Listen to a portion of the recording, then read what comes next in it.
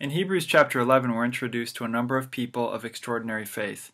And something that's interesting, that even in that Hebrew culture, where there was an emphasis on the role of the man, there's a woman that's emphasized. And most of us are familiar with the fact that Sarah, the wife of Abraham, is mentioned in Hebrews chapter 11. The verse that mentions her says, "And by faith Sarah herself, who was sterile, became able to conceive seed." Piste, the first word in the Greek sentence, is from pistis, and it means faith. And then we've got kai, which means and. And then we have a personal pronoun, aute, which is functioning intensively. Sarah herself. Now we're going to find in this lesson that normally we translate aute as she, because it has that feminine ending. It's the third person personal pronoun. But here, because of its function alongside of Sarah, it has an intensive function and is translated herself. Stera is the word for sterile. Dunamin is a word for when someone is able to do something. And then the rest of it is best translated, became able to conceive seed. This is interesting because, for one, aute, it shows us that it can function as an adjective, and here it's translated herself. But it also has a really important theological lesson, and that is that women play a special role in the plan of God. We see that as early as Genesis 3:15, when God said that through the woman, through Eve, eventually the promised descendant, who is Jesus Christ, would come. But here we see Sarah playing a special role as well in the narrowing of that seed, as she would have to bear and eventually have Isaac, who would also be one of the patriarchs. So women play a special role in the plan of God. As well, we can see the mercy of God in giving us opportunity to believe even in spite of our doubts. I think the one reason why the intensive use of aute appears in this verse is because, just reading in the narrative, we wouldn't think that Sarah would be so blessed by God, but she was. Originally she laughed, she didn't believe the promise of God, but God was going to visit her and give her the ability to conceive, and she conceived, and eventually she brought forth Isaac, which means to laugh. A good reminder that you don't want to laugh at God. When he says he's going to do something, he's actually going to do it. But these are a couple of important lessons we can learn from the intensive use of the adjective in Hebrews 11. So these two chapters talk about personal pronouns. The first person personal pronoun in English would be I. There's other ways it can be declined depending on its use in a sentence. For instance, it could be me or my, but first person refers to the one who's speaking. And it can be plural too. It could be we or us, or if it was possessive, our. And then there's the second person. And almost all the time it's just you. Now, sometimes more in the South you'll hear people say y'all. But up in the north, where I'm from, we just say you, and we let the context clarify whether it's singular or plural. That does create some difficulties sometimes, and we have to clarify what we're talking about, because second person isn't as declined as it is in other languages. Nevertheless, it's you and you. And then the third person, it would be he, she, or it, and this is where gender comes into play. Of course, in first and second person, the person who's speaking has gender, but since it's assumed they're the one speaking or they're right there within the audience, you don't have to clarify, because you can tell if it's a guy or a girl. But third person we have to clarify, because the third person is someone who's being talked about. And it can be singular or it could be plural, in which case it would be they. These are the personal pronouns. So let's review the first person in Greek. If we said I counsel, then that would be ego in Greek. Ego means I. If we said he asks my counsel, this would be a genitive case, it would be mu. That's translated my, or of me. He asks the counsel of me. That sounds a little awkward, so we just say my. He gave me his counsel.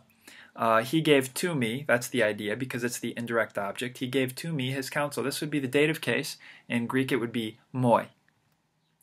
And he counsels me. Okay, well now, the first person, me, or I am, in this case, the direct object. I'm receiving that counsel. If it's the accusative case, then, it is me. He counsels me. If that was a Greek sentence, it would appear as me. But we also have the plural forms. If it's we counsel, it'd be hemes. That has a rough breather, so there's that little H sound in the front, hemes. Or he asks our counsel, the counsel of us. It's the genitive case. In Greek, it would be hemon. Or he gave us his counsel, the dative case. That would be hemin. Or he counsels us. This would be the accusative case because it's receiving the action of the verb, and that would be hemas. Now you might have noticed if you look at the ends of these words, of these Greek words, the endings at times look a little different. Ego is just in a class by itself, as well as the translation for we, hemes. They have really their own endings, and there's no correspondence in the other nouns. So these, you just kind of have to memorize them. There is a small handful of words, like these personal pronouns, that don't take the normal case endings that we've already learned. But those are few and far between, so don't be discouraged by the new endings. Okay. It also, there's some overlap. For instance, mu. Well, that ends in upsilon. We're used to seeing that in the genitive singular, so no change there. Down in the genitive plural, it ends in on. Okay, no change there. For the dative singular, it ends in iota, but what's interesting in the personal pronoun, it does not subscript. So it's moi, and the iota stays at the end there without subscripting. Me, again, that's kind of in a class by itself. We'd expect to see the nu as an ending, but it's one of those personal pronouns that has its own formation. Down in the dative plural, hemin, it has a iota and nu ending instead of the sigma iota or the iota sigma ending that we've met in the other declensions. Again, in a class by itself in hemas, there's some overlap there with the third declension because some of those forms do end in alpha sigma. Anyway, we just have to review these and memorize them because they're a little different from basically all the other nouns in the New Testament. Okay, let's look at the second person. You counsel. If this was singular, it would be su in Greek. If we say he asks your counsel, okay, it's the genitive case, it's su with the upsilon. He gave you his counsel, that would be soi. Or he counsels you. As the accusative, it would be se. Now, if I flashed back to the other slide, you'd see that, okay, they're basically all of the same endings as the first person singular. That's right. And the difference would be these begin with a sigma, and the first person singular begins with a mu. If we say you counsel, as in you all counsel, if it was plural, in Greek it'd be humes. Or if we say he asks your counsel, so it's a possessive idea, it'd be humon. Again, these all have the rough breather, just like we saw with the first person plural. He gave you his counsel. This would be the indirect object. The idea is he gave to you his counsel. That would be humin. Or he counsels you. That would be humas. Just like I said for the singular, if we compared these plural forms with the first person plural forms, they are really similar. In fact, it's easy to get these confused because they're identical except for the first vowel. You could think of it as if it's you, if you're talking second person, you, then it starts with an u. So it kind of sounds alike. Humes, you all. If it's hemes, that starts with an eta, and that's referring to us or we. And so there's just a slight difference. Both start with a rough breather. They're very similar, but the second person plural starts with an upsilon, whereas the first person plural starts with an eta. When we parse these, I don't know if you noticed, but they don't have gender. Neither do they have gender in English. For instance, if we say you or your or you, we assume that the person knows the gender because these people are a part of the conversation. If I say, hey, I like what you're wearing today. Well, I'm talking to you. We don't have to clarify the gender. It's assumed that we understand it. So these words don't have gender. They do have case, as we saw. They can be nominative, genitive, dative, or accusative. They can be singular or plural, so they have gender. Number, but they don't have gender. So they have person. Now, it'll help to write down the person and clarify the person in the parsing. So when we're parsing, instead of putting the gender, we can just put the person, whether it's first or second person. Then we want to put the lexical form. The lexical form will always be the nominative singular form of the word. And then we'll give the meaning as well. So if we had to parse ego, we'd put nominative, singular, first person from ego, and it means I. Or if we were parsing humos, it would be accusative, plural, second person, because it starts with the u, right? Humas, so it's second person. And for the lexical form, we'll give the nominative singular, which would be su. And the translation would be you, or you could put you all. So the third person, first person is I, second person is you, and third person is he, she, or it. And the nominative row is autos, aute, iauto. Autos is he, aute would be she, and auto would be it. The personal pronouns, they refer to someone or something, or the third person refers to someone or something already mentioned in the context. The first and second person is always people. The third person is generally people, but it can also refer to things. And down below, I've copied the chart as it appears in our textbook with all of the forms. And we should feel encouraged because all of these forms follow the pattern that most other nouns follow. And that is, they'll have the case endings for the first and second declensions. So if we went right down the columns, we'd say we should be able to recognize those endings. For instance, the masculine autos, there's that sigma ending, and that means he. Over on the right-hand side, we can see the translations. Autu, that would be his. It has that upsilon ending. Auto, there's the familiar iota subscript for the dative singular, to him. Or auton, that would be just him. And then right down below, autoi, auton, autois, autus, with the expected translations. They, their, to them, or them. And the same is true for the other cases.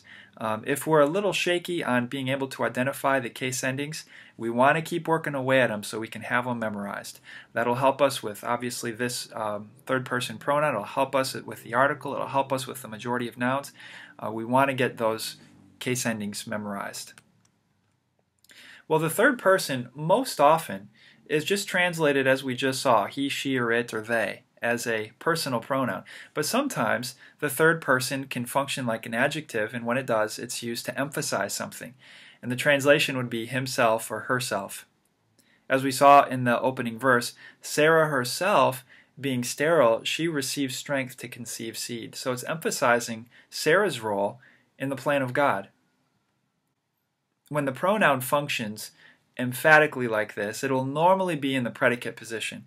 I don't know if you remember what that means. The predicate position means that the article will be with the noun and not with the adjective. So we're saying, okay, autos can function like an adjective.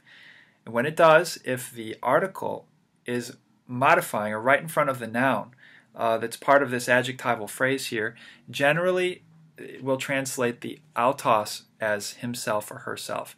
Here's another instance of autos functioning emphatically. It's hoti autos ha kurios. Kurios is Lord. Autos is translated himself here. Hoti is because. So we have, because the Lord himself shall descend from heaven. In other words, it won't just be the Spirit of the Lord that's going to descend. The Lord himself is going to return from heaven to complete the plan of God. So the autos can function emphatically, but it can also function to further identify or clarify the noun it's modifying. When it does that, it's normally in the attributive position. And with the attributive position, that means that the adjective has the article, and that means that the article will be in front of autos, as we see in this example, ton, auton, logon. The same words. Instead of the word itself or the words themselves, it would be translated the same words. And so this is a verse about Jesus in the Garden of Gethsemane, and it would be translated, and again he departed and prayed, saying the same words. This is just a brief overview of the things we're learning in chapters 11 and 12. And we're in the middle of making a great investment. There's a really popular saying that goes, you will get out of it what you put into it. And that's the nature of this class. It requires a lot, and there's a lot of private study time that's required. But if you put into it, and if you invest, you're going to get a lot out of it. And we already know what our motivation is for doing it. We're studying Greek not just so people can say, oh, you know Greek. We're studying it so we can deepen our understanding of the Word of God. There's a verse in Psalm 19 that says, or two verses, the judgments of the Lord are true and righteous altogether. More to be desired are they than gold, yea, than much fine gold, sweeter also than honey and the honeycomb. So let's continue to make this investment. Let's put a lot of whatever time is necessary into this class so we can do well, because we are going to get out of it. And what are we investing in? We're investing in these judgments of the Lord, which are to be more desired than gold, even than much fine gold.